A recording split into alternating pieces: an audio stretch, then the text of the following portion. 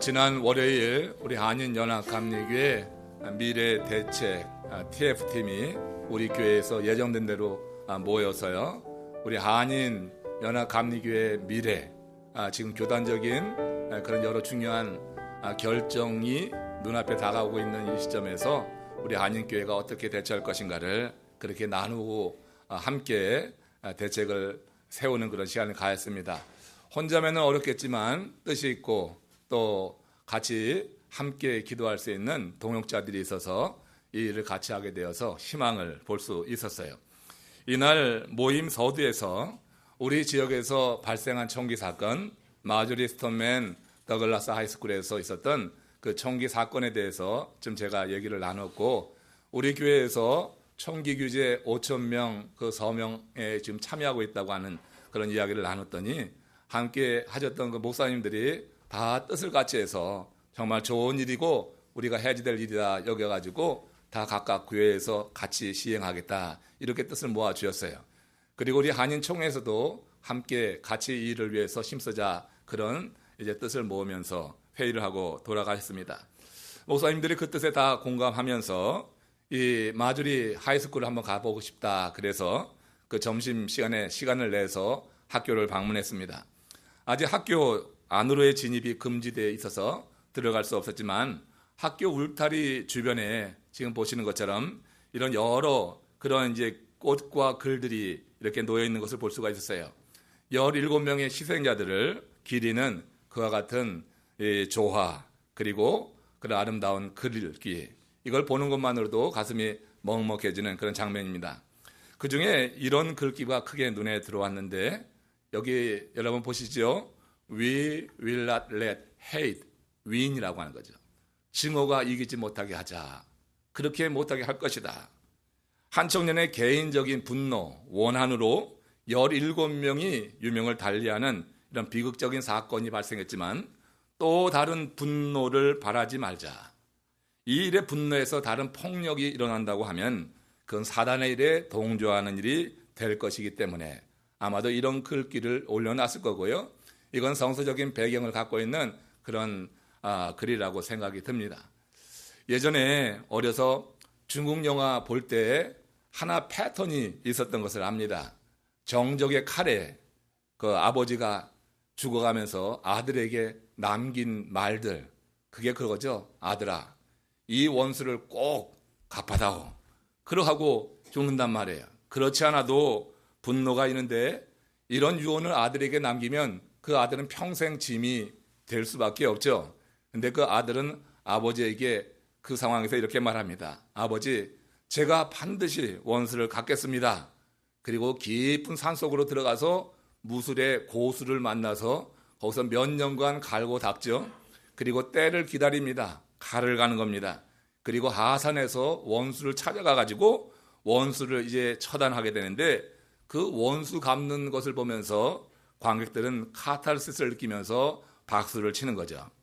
이게 하나의 패턴이죠. 근데 이걸 보면서 권선징악을 메시지로 던지는 그 영화 속에서 이게 바로 인간 세상에서 악을 악으로 이기려고 하는 그런 삶의 모습이다 하는 것을 우리가 알 수 있어요. 이 세상 사람들은 다 이렇게 악을 악으로 이겨서 속 시원해지려고 하는 그와 같은 모습을 갖추고 살아갑니다.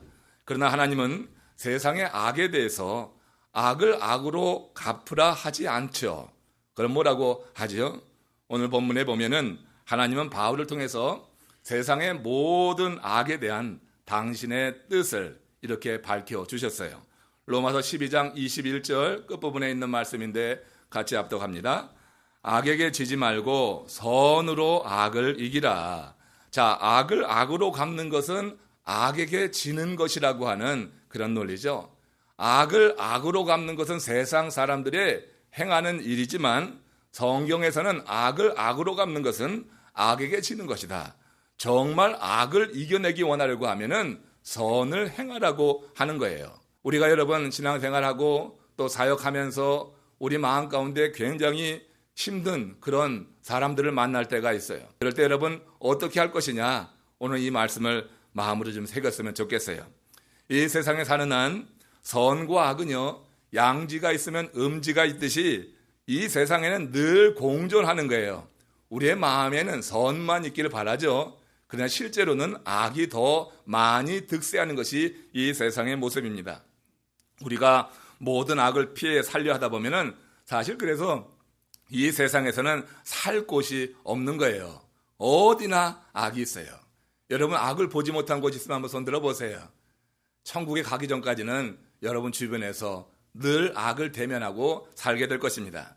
그게 바울이 소극적으로 악을 피하지 말고 적극적으로 악에 대처하라고 이렇게 권면까지 하여 로마서 12장 14절에서 좀 더 이제 적극적인 대처 방식을 이렇게 말씀합니다. 시작.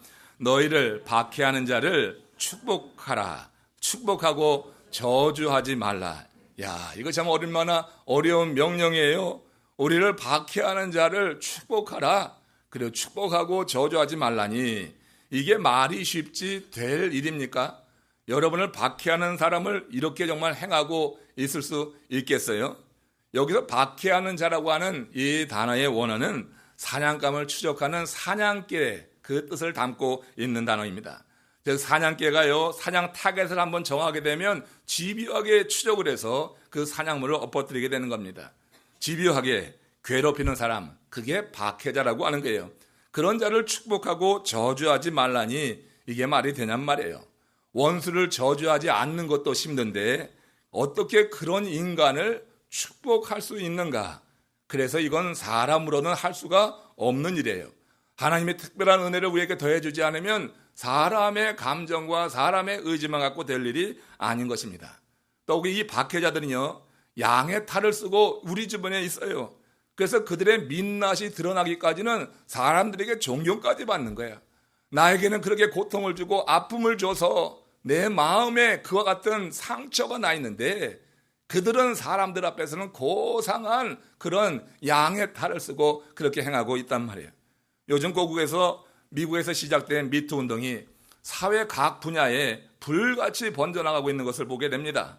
여성들에게 몹쓸 짓을 한 사회 저명 인사들의 민낯이 석석이 드러나고 있는데 정말 기막힌 일들이 많이 있더라고요. 어떤 연극단 대표는 한 여성 연기자에게 그 못된 짓을 하고 나서 오히려 그걸 약점 삼아가지고 지속적으로 그녀를 불러내서 괴롭히며 노리게 삼고 있다는 그런 얘기를 들었어요. 또 노벨상 후보로 거론되던 한 인간은 위안부 소녀상 앞에 가서 일본의 악행을 고발한다고 사진을 찍고 있습니다. 여러분, 이들은 하나같이 인권을 내세우면서 정의로운 투사처럼 행하던 그런 사람들 아닙니까? 이들이 인권을 말하는 것은 그것이 사람들의 공감을 얻는 가장 효과적인 길이기 때문에 전 그렇다고 생각이 들어요. 정말로 인권을 위한다고 하면 그렇게 아무도 보지 않는 곳에서 그렇게 악을 행할 수는 없을 것이죠. 양의 탈을 쓰고 그렇게 한 연약한 인생을 괴롭히지는 않을 것이죠. 그러니까 인권을 말하는 진정성이 느껴지지 않는 것입니다. 동성애 옹호단체에서 그들의 주장을 펼칠 때 내세우는 것이 무엇입니까? 그것도 인권입니다. 인권을 들면 많은 사람을 얻을 수가 있으니까 그들은 인권을 내세우며 그렇게 접근합니다. 그러나 우리들은 무슨 일이든지 인권이 아니라 신권에 따라 행동해야 되는 하나님의 사람들로 믿습니다. 인권을 무시하라고 하는 말이 아니죠. 신권이 앞서야지 된다고 하는 것이에요. 하나님의 말씀이 기준이 되어야지 된다고 하는 그런 의미입니다. 그러면 주님은 왜 이렇게 악을 자행하는 인간들, 그들을 정죄하지 말라고 하는 것인가? 더 나아가서 그들을 축복하라고 하니 이게 얼마나 힘든 명령이에요. 악을 악으로 갚으려다가 자신도 악에 말려들어서 자신이 악한 사람이 될 수 있기 때문에 그래요. 우리가 악을 악으로 갚으려다가 악에 말려드는 것입니다. 감정이 일어나게 될 때 사단이 그 감정을 이용해서 우리로 악한 자와 함께 그렇게 악을 자행하도록 만들어버리는 거예요. 그러니까 우리 주님께서 악을 악으로 갚지 말라, 선으로 악을 이기라고 하는 것은 우리를 사랑하시는, 우리를 정말 위하시기 때문에 하시는 그와 같은 말씀으로 여러분 받으시기를 바랍니다.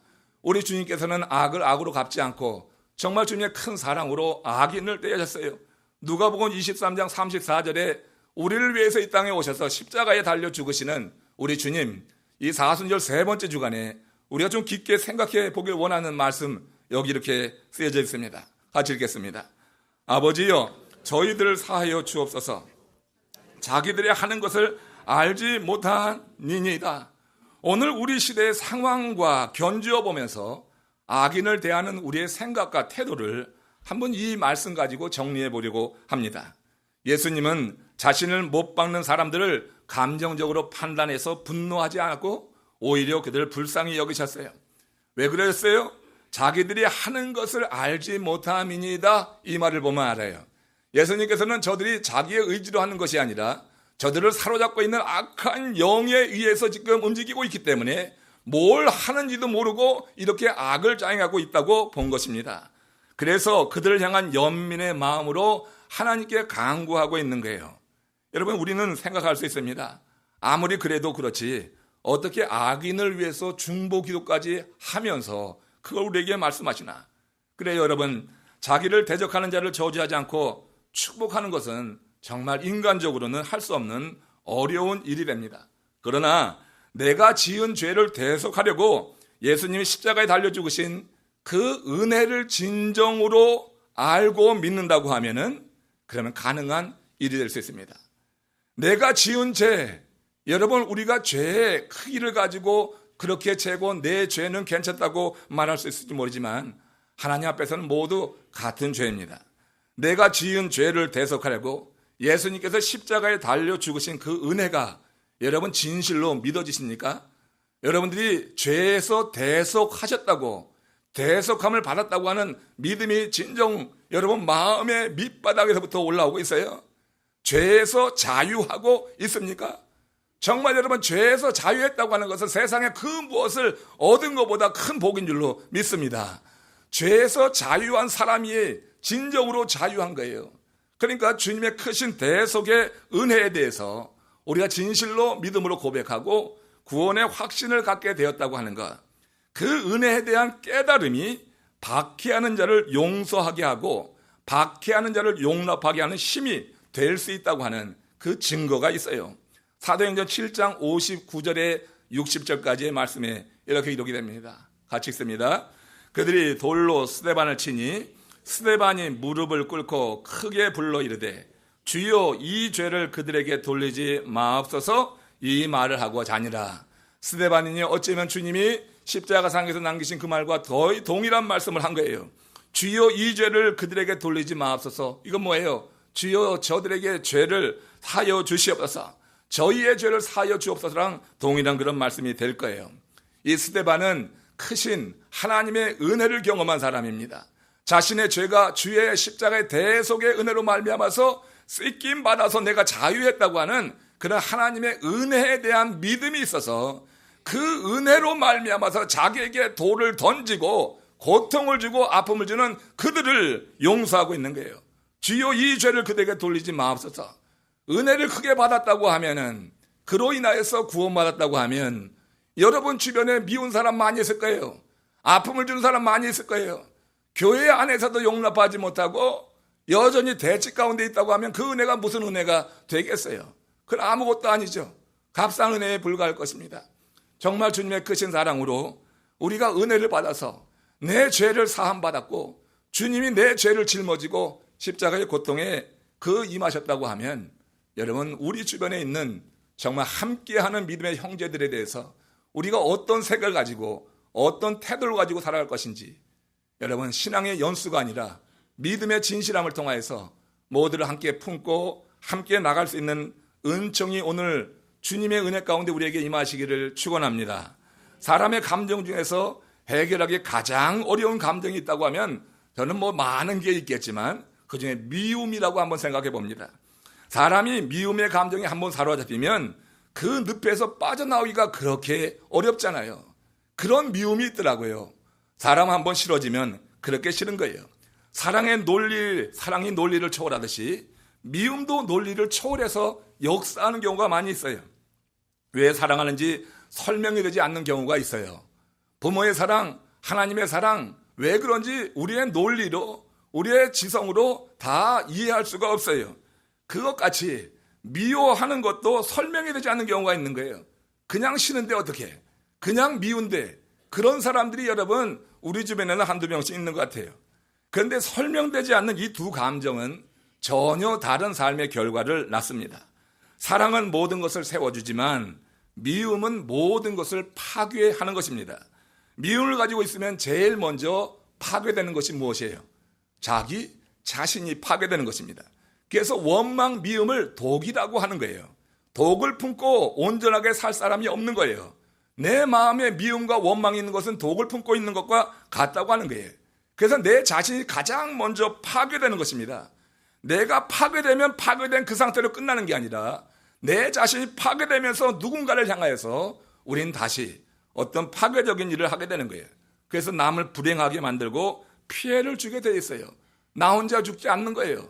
함께 죽으려고 하는 그런 죄성이 우리 가운데 있어요. 그러므로 여러분, 행복하려고 하면은 우리들 누구에게나 있을 수 있는 이 미움의 감정을 어떻게 해서든지 극복해야 될 줄로 믿습니다.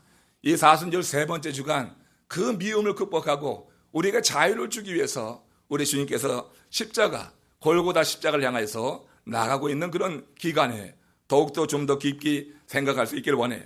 그럼 우리는 어떻게 이 미워하는 감정에서 벗어나서 행복할 수 있을까? 오늘 이 자리에 여러분 다 행복하기 원하셔서 나오셨죠? 아니 이미 행복해져서 하나님의 은혜가 커서 하나님께 그 은혜를 이렇게 갚으려고 나오셨습니까? 여러분 예배하는 우리 모두 가운데는 정말 내 삶이 좀 더 개선되고 내 삶이 좀 더 행복하길 원한다 하는 그런 마음이 다 있을 거예요. 행복하려고 하면은 마음속에 이 미움의 감정을 해결해야지 돼요. 여러분 나는 미워하는 사람이 없어요? 아니죠. 다 미워하는 감정이 누군가에게 한두 사람을 향해서 있을 건데 여러분 그 미움의 감정이 오늘 주님의 은혜 가운데서 씻어 내려지기를 바랍니다. 우리는 어떻게 하면 이 미움의 감정에서 벗어날 수 있을까? 그리고 행복할 수 있을까? 오늘 본문이 우리에게 답을 일러주고 있어요. 로마서 12장 19절 말씀을 같이 합독해 읽습니다. 내 사랑하는 자들아, 너희가 친히 원수를 갚지 말고 하나님의 진노하심에 맡기라. 기록되었으되 원수 갚는 것이 내게 있으니 내가 갚으리라고 주께서 말씀하시니라. 이게 답이에요. 여러분, 하나님은 당신의 자녀들의 손에 원수의 피로 물들여지기를 원치 않아요. 원수의 그 더러운 피로 이 손이 물들어지는 것을 하나님은 원치 않는 거예요. 우리의 사랑하는 자녀들이 누군가를 해치기 위해서 그 손에 물드는 거 원치 않아요. 우리는 부모라고 하면 대신 자녀를 위해서 싸워주는 거예요. 우리 하나님 아버지는 당신의 자녀들의 손에 원수의 피로 그래서 물들어지는 것을 원치 않는다.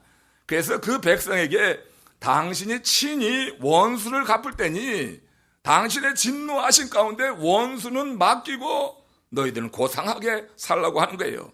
근데 생각해 보세요. 우리가 이번 학내 총기 사건 희생자의 가족이라면 어떨 것 같아요? 그 원수를 어떻게 용서하시겠어요? 인간적으로는 불가능합니다. 다시 말하지만 사람으로는 할 수가 없습니다. 그러면 하나님은 왜 인간적으로 감당할 수 없는 이런 명령을 이렇게 하시는 것일까? 하나님은 저주받아 마땅한 우리들, 용서받을 수 없었던 우리를 사랑하셨고 축복하셨고 그 증거로 우리의 사랑에 대한 확신을 보여주기 위해서 독생자를 내어주셨어요. 그리고 내가 너희를 사랑한 것 같이 너희도 서로 사랑하라고 명령하셨기 때문에 인간적으로 할 수 없는 그 일을 우리는 해야지 되는 의무가 있는 줄로 믿습니다. 그런데 인간의 힘만 가지고 되지 않기 때문에 하나님의 특별한 은혜가 임해지는 거예요. 그 특별한 은혜 가운데 가장 대표적인 것이 뭐냐면 십자가의 대속의 은혜가 믿어지는 거예요. 내가 믿으려 해서 되는 것이 아니라 하나님이 은혜를 부어주실 때 우리는 십자가의 대속의 은혜가 믿어지면서 내가 아주 큰 죄에서 대속함을 입었다고 하는 이 사실에 대한 믿음이 우리 가운데 들어오게 되면서 그 깨달음이 내게 힘을 줘서 그래서 용서할 수 있는 가능성이 있는 거예요. 우리가 인간적으로 하기 어려운 이 일을 우리 주님께서 이미 행하셨고 그리고 내가 그러했듯이 너희도 서로 사랑하라고 명령하셨기 때문에 우리는 이 부분에 대해서 정말 믿노라고 하면은 깊게 생각해야지 될 거예요. 이럴 땐 누군가를 용서하고 사랑한다고 하는 것은 처절한 아픔과 결단이 수반되는 일이라고 하는 것입니다. 이 처절한 아픔을 감내하며 결단할 수 있는 것은 나도 용서받은 죄인이라고 하는 믿음이 위에서 내게 임할 때예요. 이건 영구에서 되는 일이 아니라 하나님이 선물로 주시는 거예요. 선물로 나도 용서받은 죄인이라고 하는 이 사실이 믿어지는 은혜가 임하시기를 축원합니다. 이 은혜가 있지 않고는 하나님의 말씀 따를 수가 없어요. 이 은혜가 임하면은 그러나 사람의 생각을 초월해서 그래서 하나님의 뜻, 하나님의 일을 이룰 수가 있는 거예요. 오래전에 여의도 광장에서 한 청년이 차를 미친 듯이 몰아서 그곳에 나와 있었던 많은 어린아이들을 그 차로 치어서 죽게 한 사건이 있었습니다. 주말을 맞이해서 가족별로 나온 거예요. 그래서 부모들과 이렇게 가족이 오손도손 그게 놀고 있고 아이들은 자전거를 타면서 그 여의도 광장을 이렇게 타고 즐기고 있었는데, 그런데 이 청년이 광란의 질주를 벌여가지고 거기 많은 아이들을 이렇게 살해하는 비극적인 사건이 있었어요. 그 청년이 왜 그랬는가? 그 범행의 원인을 나중에 알고 보니 그 청년이 그 눈이 그렇게 나빴대요. 시력이 아주 나쁜 청년이었어요. 청년은 시력이 너무 나빠서 어느 직장에서도 그를 받아주지 않는 거예요. 면접까지는 가는데 거기서 면접하면서 시력이 나쁜 것을 확인하고서는 어느 직장에서도 그를 받아주지 않았습니다. 매번 시력 때문에 그렇게 취업을 하지 못하자 이 청년이 사회에 대해서 분노가 일어나는 거예요. 자신을 받아주지 않는 그 사회에 대해서 분노가 일어나는데 이 분노의 감정에 사단마귀가 역사하면서 이렇게 불을 지폈던 거예요. 그래서 정말 할 수 없는 그런 짓을 저지르고 말았단 말이에요. 그런데 그 사건으로 희생당한 한 아이의 할머니가 그 청년의 사연을 전해 들었어요. 그래서 청년을 면회 간 것입니다. 청년에게 면회 갈 때 미리 준비해 간 그것이 있었는데 그 청년의 안경이었어요. 이 청년에게 안경을 맞춰줬어요. 최고급 안경, 그 시력을 조정할 수 있는 그 안경을 맞춰주면서 청년을 품고 그에게 말한 것입니다. 이제 세상을 밝게 보고 사세요. 그것은 그 청년을 놀리는 게 아니라 그 청년을 용서한 할머니의 진심이 담겨있는 그런 말이어서 그것이 기사 나와서 많은 사람들에게 감동을 줬던 그런 일이 있습니다. 여러분, 악을 악으로 갚지 않고 선으로 악을 이긴 그런 대표적인 하나의 예라고 말할 수 있어요. 악을 악으로 갚으려고 하는 것은 인간적이고 사단적입니다. 그러나 악을 선으로 악을 이기라고 하는 것 주님의 명령입니다. 여러분, 그렇습니다. 사랑하려면 대가를 치러야 된다고 하는 게, 진짜 사랑하려고 하면은 대가를 치러야지 돼요. 우리의 문제는 뭔지 알아요? 대가를 치르지 않고 사랑한다고 말만 하는 거예요. 여러분, 교회를 사랑하십니까? 그럼 대가를 치르셔야지 돼요. 하나님을 사랑하십니까? 사랑한다고 말만 하지 말고 대가를 치르시길 원합니다. 나라를 사랑합니까? 사랑한다고 하지 말고 대가를 치를 준비를 해야지 돼. 사랑하는 사람은 대가를 치르는 사람이에요. 대가를 치르지 않고 하는 사랑은 그냥 공연불이에요. 그건 아무것도 아니에요. 그렇게 습관이 되어버리면은 그거 아주 망하는 인생이 되는 것입니다. 사랑하려면 대가를 치러야 돼요. 하나님께서 세상을 일처럼 살아가사, 그래 끝났습니까? 독생자를 주셨으니 하나님이 이 세상을 사랑한 그 대가를 독생자를 통하여서 치르셨어요. 그래서 우리에게 살 길이 열린 거예요. 사랑한다고 말하면은 대가 치러야 돼요. 남녀간에 사랑한다고 하면서 이기적으로 자기 것만 치면 누가 그 사람을 믿겠어요? 자기의 모든 것을 희생하고라도 대가를 치를 때 마음을 얻을 수가 있는 거예요. 사랑하려고 하면 대가 치를 준비도 하고 사랑한다고 하는 말을 하자. 저는 여러분들이 교회 사랑하길 원합니다. 교회를 사랑하기 원합니다. 하나님의 교회, 하나님의 영이 운행하는 이 교회를 사랑하기 원합니다. 교회를 사랑하면 어떤 식으로든지 대가를 치러야지 되는 거예요. 사역을 통해서든지 또 우리가 기도의 자리에 임하든지 우리가 어떤 식으로든지 사랑하는 그 모습, 그 대가를 치를 때 하나님은 그 사랑한다고 하는 말의 진정성을 보시고 우리에게 더 큰 은혜를 부어주셔서 그야말로 내가 주님의 크신 사랑 안에 대속함을 얻은 하나님의 자녀라고 하는 큰 믿음을 더해 주신다고 생각해요. 사랑하는 사람은 항상 약자입니다. 사랑하는 사람은 항상 약자예요. 그러니까 더 사랑하는 사람이 많은 대가를 지불할 수밖에 없는 거예요. 우리 부모님들이 왜 여러분 자녀들을 그렇게 위해서 헌신을 합니까? 왜 그렇게 많은 대가를 지불합니까? 우리 자녀들을 사랑하기 때문에. 자녀보다 우리가 더 자녀를 사랑하니까 잘났든 못났든 우리 아이들이 어려움에 빠지면은 그러면 내 거 여러분 피 같은 거 다 열어서 그 아이를 구해주기로 하고 그 아이의 문제를 해결해 주려고 하는 거예요. 사랑하니까 더 사랑하는 사람이 더 많이 대가를 치를 준비를 해야지 돼. 그러면 더 많이 대가를 치렀다고 불행하냐? 그렇지 않잖아요. 더 사랑하는 사람이 더 행복한 줄로 믿습니다. 교회를 더 사랑하는 사람이 더 행복하잖아요. 더 사랑하는 방법은 무엇이 있을까요? 더 사랑하십시오. 더 사랑하셔서 교회를 사랑할 때 하나님께서 하나님의 영이 임재하신 이 교회를 사랑하는 여러분들을 사랑하는 증거를 더 많이 보여주실 것이라고 믿습니다.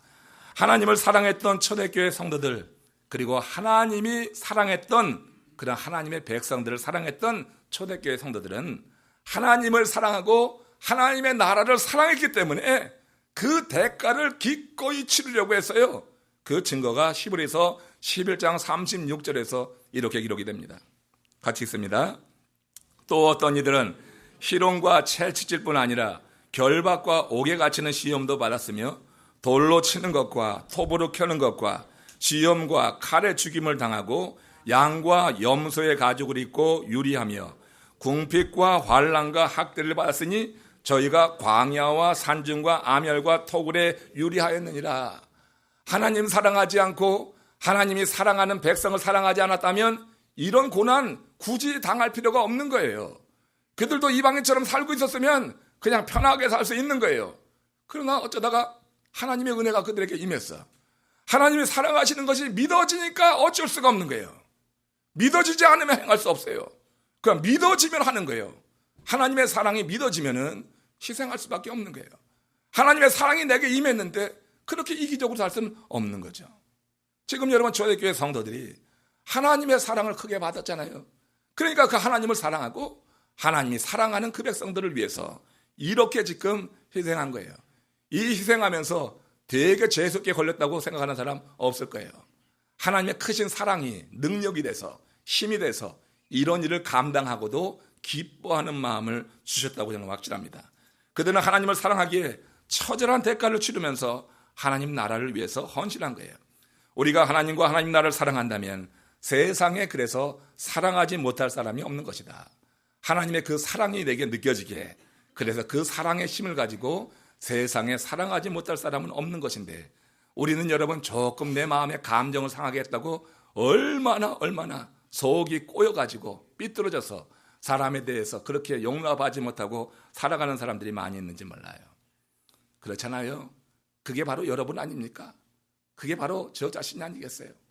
우리 자신이 얼마나 이 마음이 좁으면은, 얼마나 좁아지면 하나님의 큰 사랑, 그거 말로만 하는 거지. 하나님의 사랑이 우리 가운데 있다고 하면 그러지 못할 일들을 우리는 행하고 살아가면서도 신앙생활 잘한다고 이렇게 말할 때가 있어요. 하나님의 사랑으로 구원받은 하나님의 사람이라면 하나님이 사랑하는 이들을 사랑할 수 있어야 될 것이다.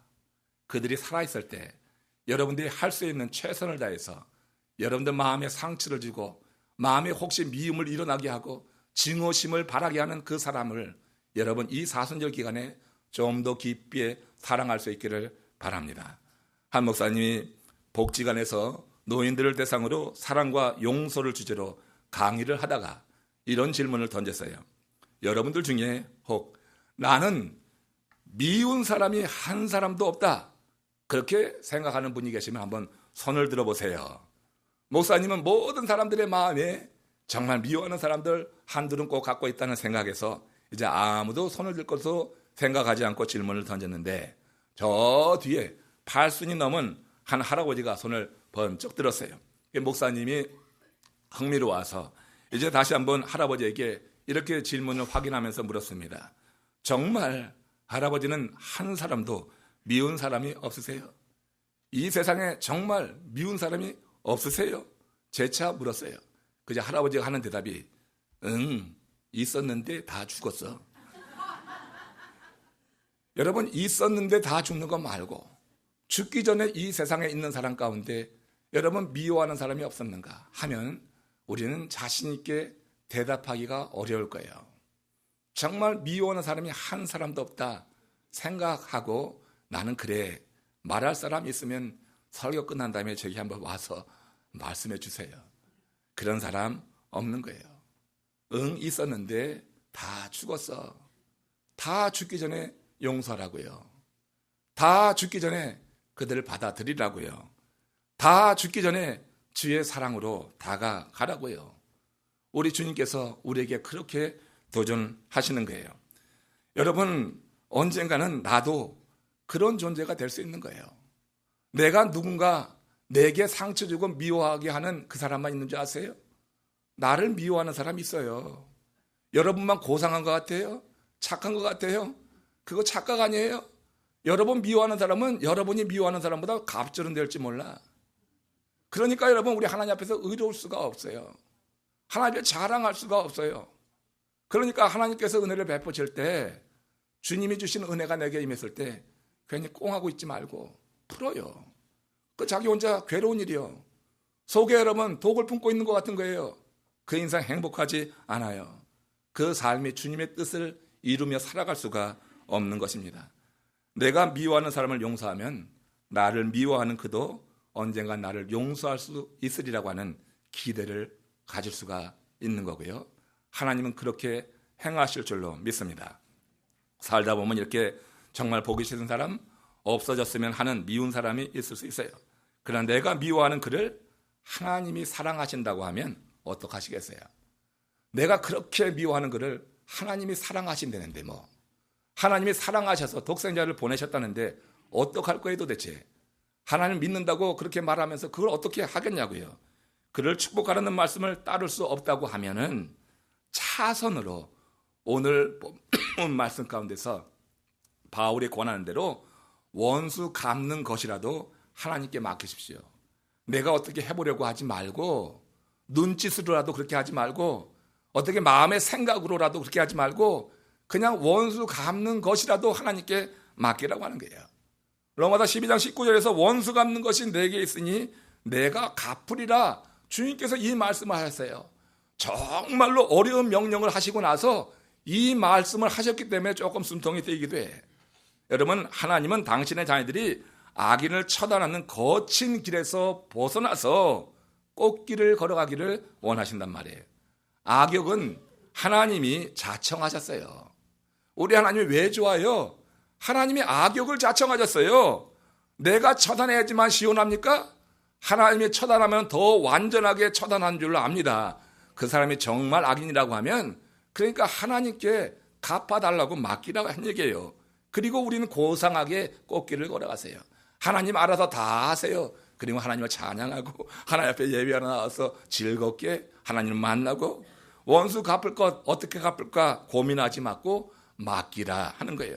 하나님은 우리 고운손이 원수의 피로 물들어지는 것 정말 원하지 않으셔서 여러 번 그런 말씀을 성경에서 우리에게 주시고 있습니다.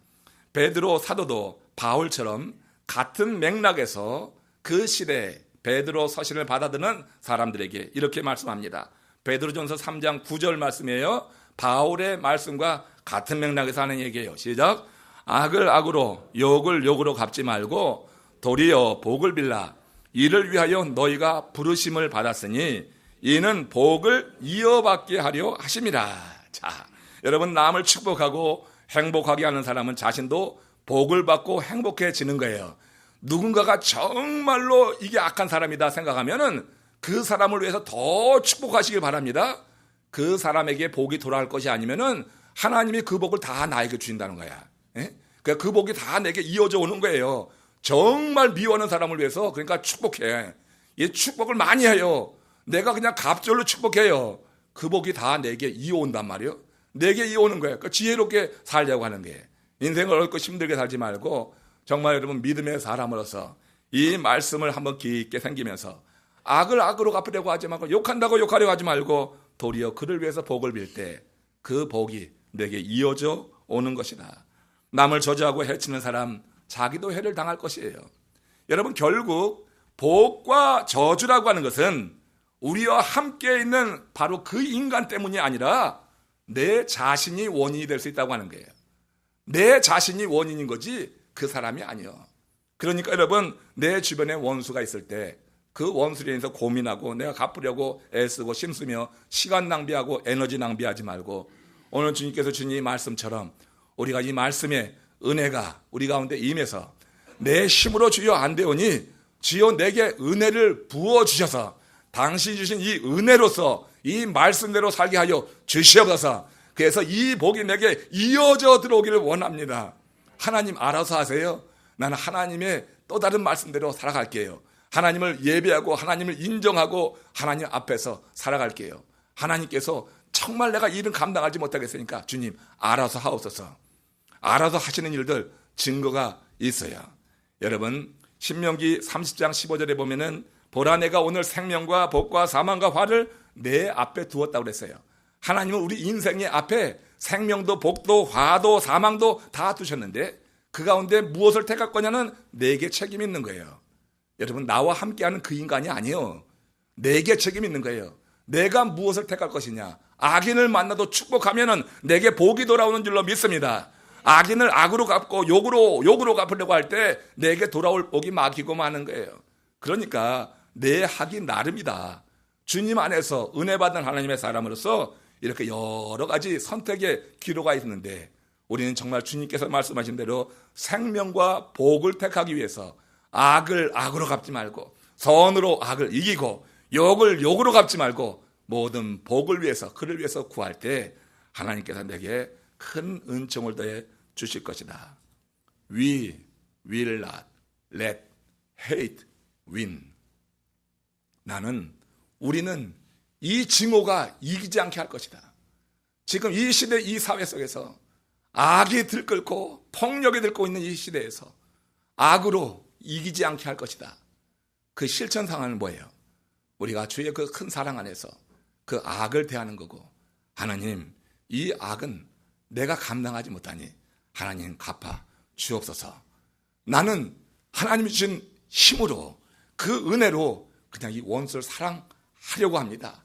내 의지가 아니라 하나님이 주신 능력으로 사랑하겠으니 하나님께서 원수는 당신의 손으로 갚아 주옵소서. We will not let hate win. 여러분, 우리 마음에 새기시고 그 삶을 위해서 이 땅에 오신 예수 그리스도의 그런 고난의 길, 이 사순절 세 번째 주간 여러분들이 그렇게 믿음으로 걷는 가운데 주님의 사랑이 더 깊어지는 한 주 되시기를 주의 이름으로 축원합니다. 고개 숙여 함께 기도합시다.